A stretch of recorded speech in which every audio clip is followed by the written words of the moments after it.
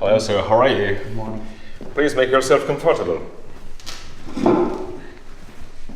So, today we're going to talk about gum problems. Here is a diagram of the healthy situation. What we call the periodontium consists of the supporting tissues of the tooth, the gum, the alveolar bone, the ligament, and the semen that covers the root. In the mouth, there are microorganisms, thousands of microbes that need to fasten on in order to develop. Within 24 hours, this creates a biofilm that we call dental plaque. Inside this plaque, the bacteria are 500 times more aggressive than when they are isolated, and the sole purpose of our brushing is therefore to disorganize this army. The place when these microorganisms like to hide is in the furrow, this groove between the tooth and the gum that we call the sulcus here. This dental plaque causes a reaction in the gum, gingivitis. The gum is red and swollen, it bleeds and may be painful. This inflammatory reaction is an alarm mechanism. We see that there is a problem and a defense mechanisms. The blood vessels carry natural defenses. So any bleeding should not make you fearful. On the contrary, it should encourage you to brush that place even more thoroughly. In a few days, this dental plaque can develop into tartar, which is significantly more tenacious.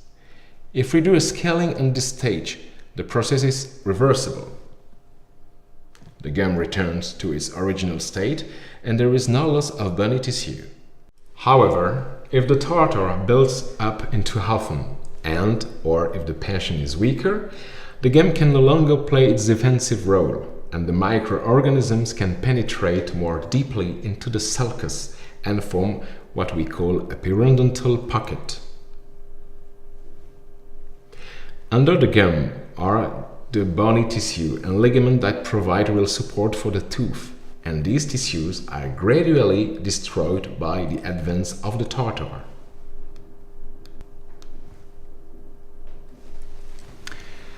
The problem is that, to begin with, the swollen gum stays at the same level. We can't see the tartar, and the microorganisms become increasingly inaccessible to brushing. Brushing was already insufficient at the margin of the gum. Otherwise, the problem will never have started. Now it becomes impossible to brush effectively 5 mm beneath the gum, for example, so it is not surprising that this disease can progress. Not all patients are the same. Some may be more vulnerable than others. The progression from gingivitis to periodontitis depends on two main factors. The type of bacteria. The bacterial flora differs between one patient and the next. The patient's defense system, which depends strongly on the patient's genetic makeup and environment, smoking, stress, and general health.